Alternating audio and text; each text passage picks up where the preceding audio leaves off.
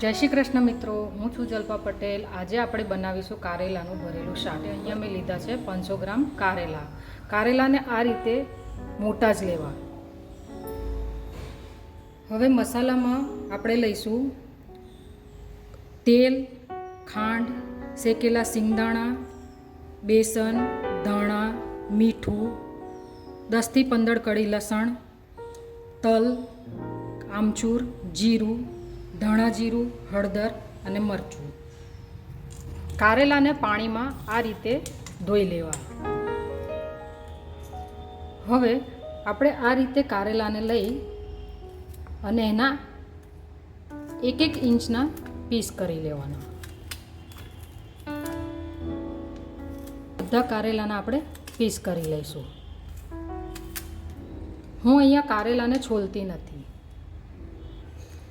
કારેલાના piece થઈ જાય એટલે એમાં વચ્ચેથી આ રીતે એના બિયા કાઢી લેવા। જો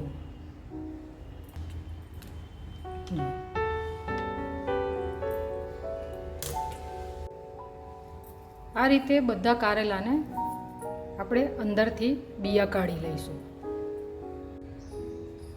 હવે એક કુકર લઈશું, એમાં કારેલા એડ કરી દઈશું। અડધી ચમચી હળદર અને 1/4 ચમચી મીઠું નાખી પાણી એડ કરી દઈશું।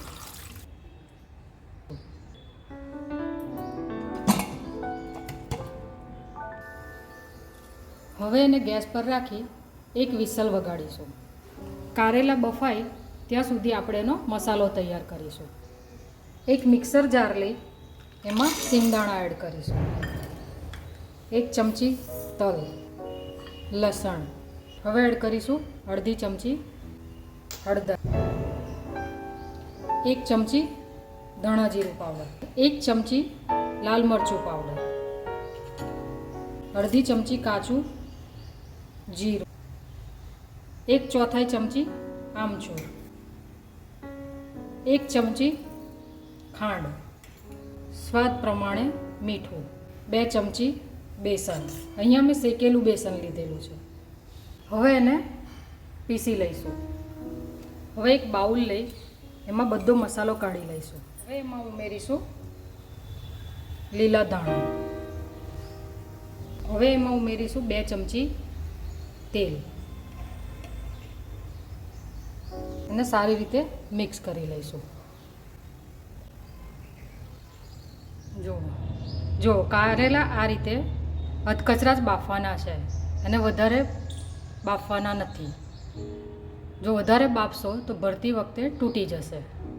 હવે એને આપણે પાણીમાંથી કાઢી લઈશું। આ રીતે મેં એને પાણીમાંથી કાઢી લીધા છે। હવે એને આપણે થોડા ઠંડા થવા દઈશું।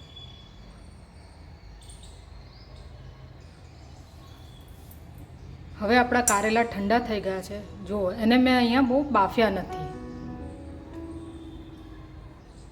હવે આપણે એમાં ભરીશું મસાલો। આ રીતે દબાવીને મસાલો ભરી દેવો।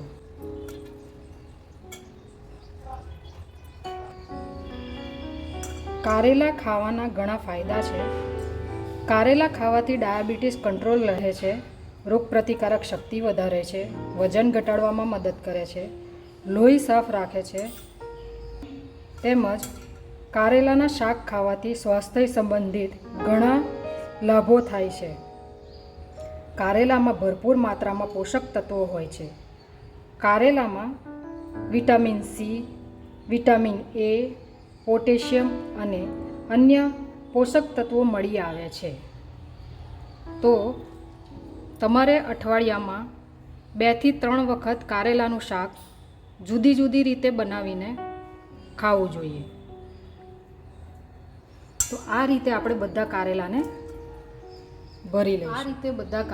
ભરી લઈશું। એનો જે મસાલો વધે એને આપણે શાકમાં જ એડ કરી દઈશું। હવે ગેસ ચાલુ કરી એક કઢાઈ મૂકીશું। એમાં ઉમેરીશું 3 ચમચા તેલ। આ શાકમાં તેલ વધારે જોઈએ છે, કારણ કે આ શાકને ધીમા તાપે આપણે કડક કરવાનું છે। તેલ ગરમ થઈ ગયું છે. હવે આપણે એમાં ઉમેરી દઈશું કારેલા અને હળવા હાથે આ રીતે હલાવીશું. આ કારેલાને તમારે ધીમા તાપે જ શેકાવા દેવાના છે, તો સરસ કડક થશે.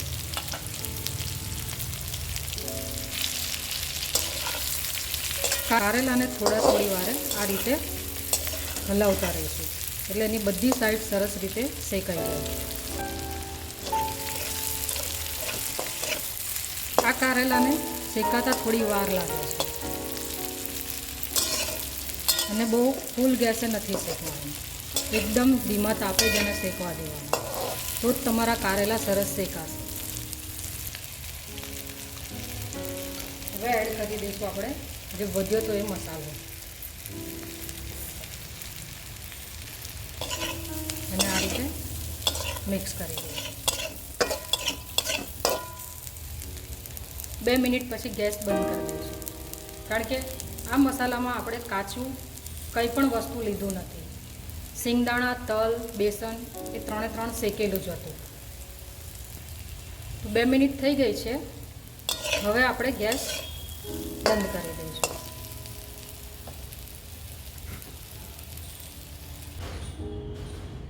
તો તૈયાર થઈ ગયા છે ભરેલા કારેલાનું શાક. આ શાકની રેસિપી તમને કેવી લાગી એ કમેન્ટમાં જરૂર જણાવશો. જો તમને મારી આ રેસિપી ગમી હોય તો શેર કરજો, લાઈક કરજો, સબસ્ક્રાઈબ કરજો.